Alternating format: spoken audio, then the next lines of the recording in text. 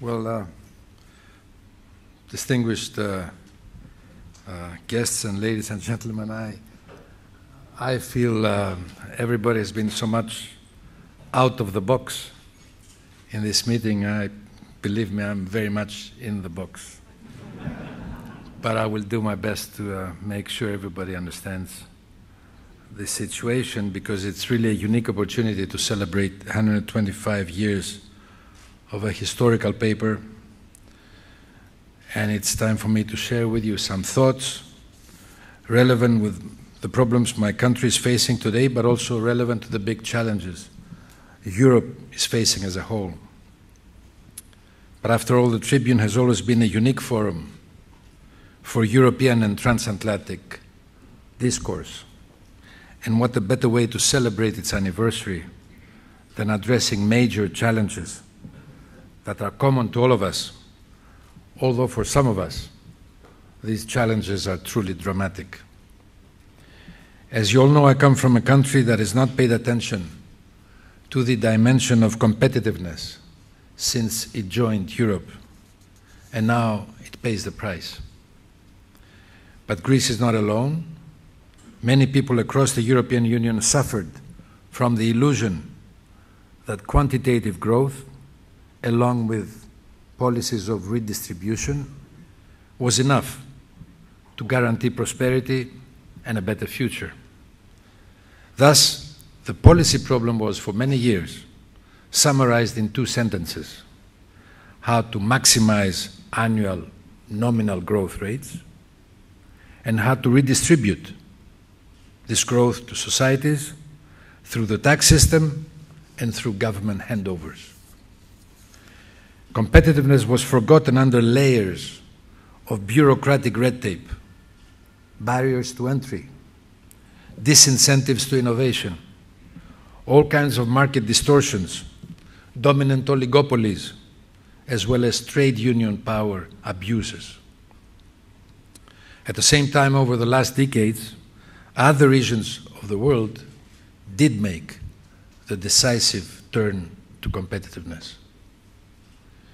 Stop and think for a moment, how much time does a new product or an innovative idea take to materialize and test itself in the market in other regions of the world compared to Europe?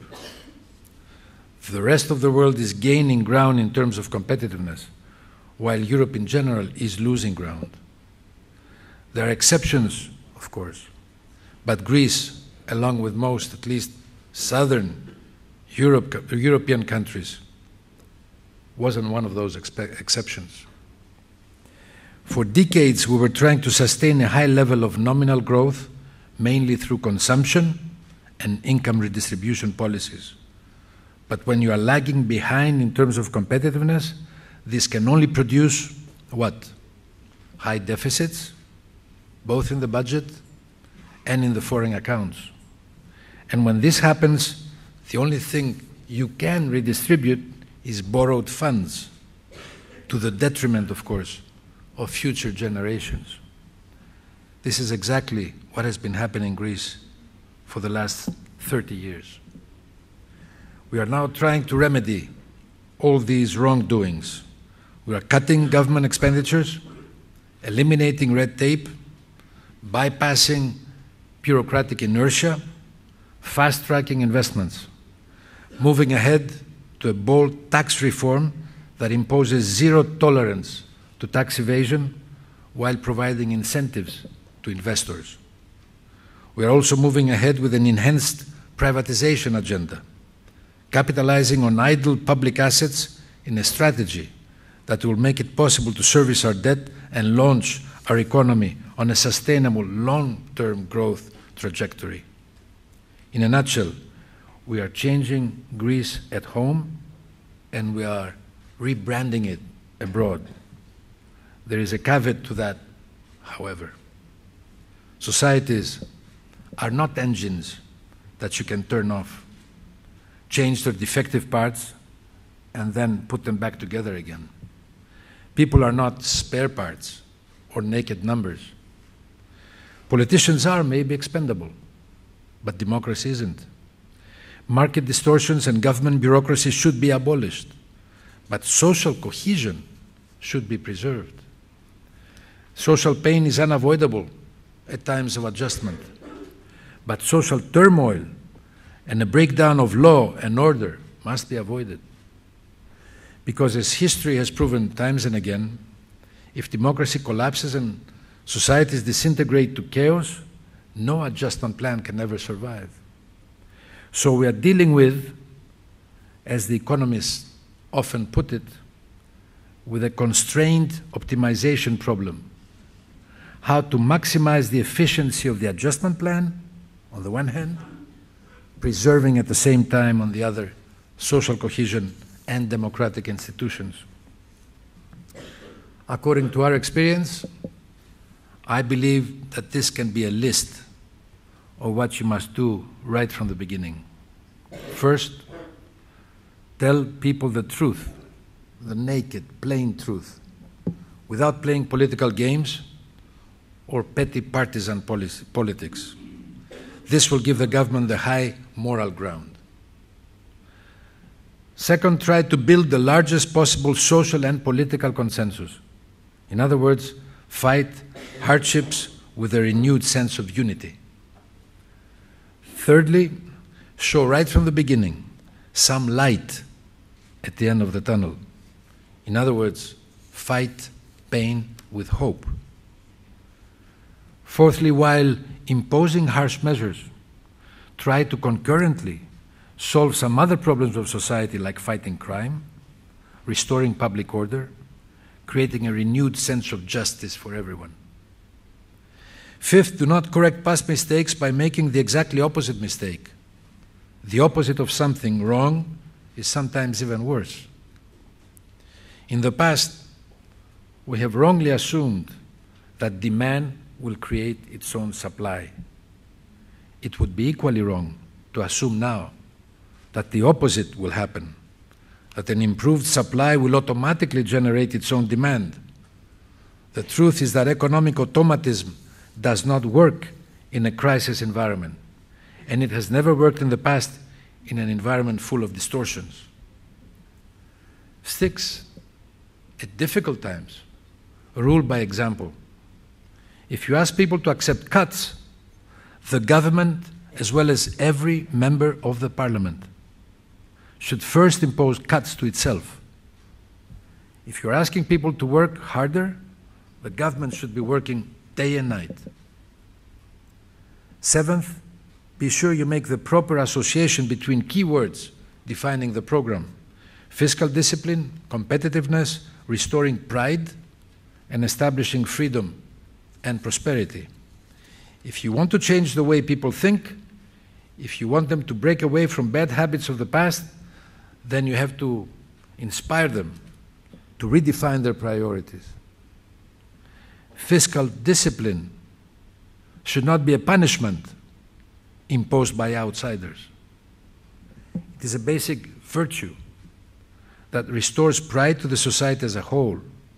Nobody has pride when relying on his creditors to keep him afloat every month, month by month. Nobody has pride. And competitiveness should not be just another word. It is not only a technical term pertaining to efficient production of commodities. It is also a political prerequisite. For a democracy to thrive and for a society to prosper, it is related to justice and freedom. Restoring European competitiveness is defining who we are and where we want to go. You probably noticed that talking about competitiveness, I'm switching my main focus from Greece to Europe. It's not a slip of the tongue. It is my strong belief that competitiveness is also a crucial prerequisite for European integration. Competition requires a common context acceptable by all. Without it, competition will evolve to sheer aggression, a war of everybody against everybody, a bellum omnium contra omnes, according to what Thomas Hobbes said in his Leviathan. But competition also requires a driving spirit of constant challenge to prevail, an endless daring to fight, a trial and error process, ending up in winning or losing. Otherwise, it becomes the opposite: apathy and fatalism. Ladies and gentlemen, I believe competitiveness transcends ideologies and political stereotypes. It is peaceful, since it relies on the coexistence of individuals within a common context, but it's also aggressive, since everybody is trying to better everybody else. It is conservative, since it always needs to preserve the common context within which competition takes place, but it's also progressive, since it always moves ahead to new forms, new ideas, and new trends. It is very orderly, since it has to obey strict rules, and it is very chaotic, since it always revolutionizes everything. Competition is not synonymous to the law of the jungle, where only the fittest survive. It requires democratic rules, social safety nets, opportunities for everyone to win, second chances for those who have lost. It's not the prize of the winners. Competition is the game that always allows everyone to aspire that he or she can win. Competition is balancing individual incentives with social considerations of preserving the community, obstructing the strong from abusing their strength, and allowing the losers of yesterday to become the winners of tomorrow. Admittedly, in the last decade, some of us forgot all about competitiveness. Our debt crisis is to a large extent a competitiveness crisis. You can end up with a huge debt by many routes, but there is only one main highway to get out of it: restoring competitiveness. And there is only one safe way to avoid a debt crisis in the future: always to keep on the edge of competitiveness. Now, some might ask at this point, if competitiveness is the main target, why should not Greece leave the Eurozone, return to its national currency again, devalue, and gain competitiveness instantaneously? My answer is straight and blunt. We are ruling out completely the prospect of exiting the euro. This is not an option for us. This is a catastrophe. Total disaster. Greeks have already lost 35% of their standard of living in the last 5 years. If they exited the euro now, they would lose another 60 to 70% from the current levels in the next few months.